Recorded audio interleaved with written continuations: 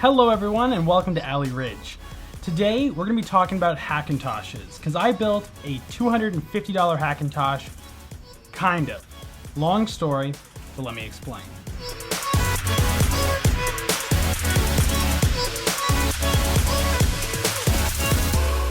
The computer you see in front of you, this one right here, is the Dell Inspiron 580. It's a computer right around the 2012 time frame that was released, and was a pretty average machine back in the day. Its original specs was a dual-core i5 processor with 8GB of RAM and a 500GB hard drive.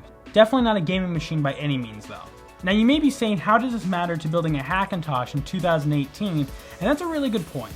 The really big reason is hardware right now is expensive. If you're talking about RAM or graphics cards or even SSD storage, you can be spending a significant amount of money, and that's not even considering any of the other components you need to buy to build a full system. And this goes whether you're building a Hackintosh or just a PC nowadays. So this really has opened up the used market. And that's where this guy comes in, because this was definitely a unique specimen out there, because this is not your stock configuration. This is a little bit different. So my Dell here was upgraded by the previous owner. And no, it was just not upgraded with RAM and an SSD into it. It was really upgraded, a lot more than your average home user that this was made for. The previous owner upgraded the CPU from that dual-core i5 processor to a quad-core Xeon X3470 processor. Now granted, that X3470 is not a super duper powerful processor nowadays, but was a significant upgrade from the original i5. The last owner also put a GTX 670 into this machine, which is a fairly decent graphics card. Not gonna play your modern titles at high quality nowadays, but back in the day was a very good card, and also very easily Hackintoshable. And because the previous owner upgraded the graphics card, he also upgraded the power supply to a nice 500 watt power supply. So lucky for me, I found this machine just about 5 minutes away on Craigslist from our studio location here.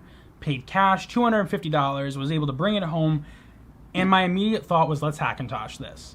Now, this is not going to be a step-by-step video on how to Hackintosh by any means. We will probably have that in the future, as there's a lot of Hackintosh videos coming up, as Eric is also making a Hackintosh to kind of go into competition with this. Wink wink, he's gonna win. But with that being said, the Hackintosh process with this computer was fairly straightforward. Using the Clover bootloader, I was able to boot up OS X, install it with relatively no issues. The only thing I did have to do is I did have to do a BIOS update in Windows first, as the original BIOS version that came with this computer did not have all of the necessary options available to allow it to boot into the Clover bootloader and therefore OS X. After making sure the BIOS was updated, I had no other issues after that, and I can say that this machine is fairly Hackintoshable without any real issues. And that goes for any of the Dell Inspiron 580s out there, even if they're not this higher end custom Xeon version. We'll leave this for another video, but I should say we have some other 580s laying behind here, if you can maybe see them off camera slightly. And we Hackintosh some of the i3s of those as well. The couple modifications I did need to do is I did need to use NVIDIA's web drivers in order to get the graphics working correctly. Now, the nice thing about that was a very straightforward process and didn't give us really any issues at all. Granted, I will be honest, the information out there on how to do all that is a little weird to find, and I will say that was one of the biggest struggles we had, was just finding all that correct information. So definitely videos to come in the future. But once we did get the NVIDIA web drivers installed and change a configuration within the Clover bootloader to allow it to always boot from those drivers, graphics were perfectly fine, and I was getting very good graphics performance from this computer with that GTX 670. Now, one thing I will note is I do have a bottleneck on this computer that I am not thrilled about, but at the moment, there's not much I can do about it. I do believe that the CPU is significantly bottlenecking the GPU. Now, that does make sense. This is a graphics card that is meant for gaming for all intents and purposes, and a CPU that's meant for more workstation type tasks. Here you can see the Cinebench results, and as you can see, they're nothing really that special. But remember, this is within OS X, which is going to lose some optimization than compared to Windows. And remember that this is only about a $250 machine. I did have to change some files around in order to get iMessage in the App Store as well as iCloud working. Again, not relatively difficult, but I did have to go through those steps. And from there, I had a perfectly working Hackintosh. Now, there were a couple things that I weren't able to get working, so let's talk briefly about that. Unfortunately, the Ethernet card that's built into these computers I have yet to get working. This doesn't mean that I can't get working, but easily with quick Google searching around for the correct drivers and trying to get everything installed, I have failed. Though that really didn't slow me down that much, because the one nice thing about having a desktop with upgradable hardware is I just put an Intel Ethernet card in and one of the PCI Express card slots that I had laying around, and it worked no problem. The other thing I did not get working is audio, and to be honest, I didn't even try to get audio working. Nowadays with USB mixers and USB sound cards, it's almost not worth the hassle sometimes when you can just plug a USB device in and it just instantly works, and that's what I've been doing in my case without any issues. So the real question is, we have our Hackintosh, we spent $250 roughly. How does it perform and what does it compare to? So the best comparison I can give to this is Snazzy Labs' Craigslist that he did a while back. That was a $70 Hackintosh project he did. And in many regards, his $70 Hackintosh project is very similar to this guy right here. Now you may be saying $250 and $70 is a big difference, though there was a lot of his viewers that were saying they were unable to replicate those costs in a similarly spec'd machine. So the $250 price range is probably a little bit more reasonable than the $70 version he did, just because people weren't able to replicate that. Now yes, it's going to be tough for you to go out and find someone on Craigslist selling this exact computer with an upgrade Xeon processor that's much better than the original i5. And yes, I can understand how that's going to be hard to replicate as well.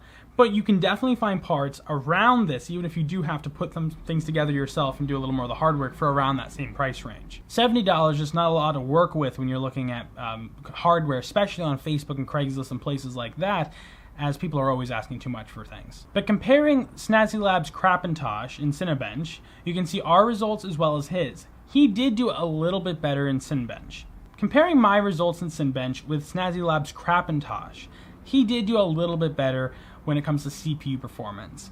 That doesn't really surprise me, as this is an old Xeon and doesn't quite have the kick as even i5's just a generation newer than when this computer came out. Now I'll be the first one to say, synthetic tests don't show the whole story. Essentially, this is getting very similarly spec'd to a 2016 baseline MacBook Pro with Touch Bar. Exactly where Snazzy Labs' Craigslist was doing himself.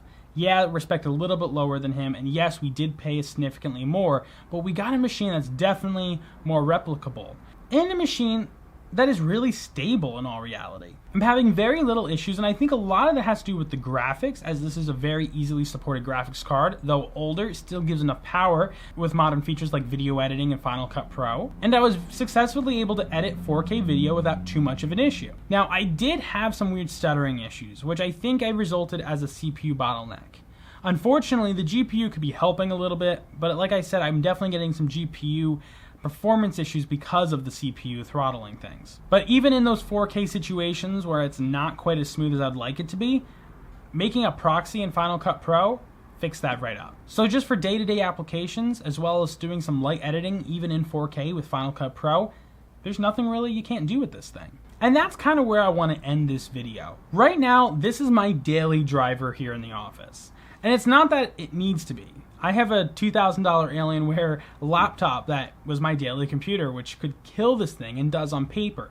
But what this does that I really, really love is it runs OS X. On paper, it's not the best machine. But in all reality, for my everyday use, so far, a week into using this machine, it hasn't really failed me yet. Plus, I have some awesome upgrades coming that I want to do, including potentially upgrading the graphics card to an AMD graphics card to get better performance in Final Cut Pro, as well as hopefully stop some of those bottleneck issues we're having, as well as upgrading the CPU to either a quad-core i7 for about around the same generation that would get a little bit more performance than the Xeon, or even upgrading it to a higher-end Xeon.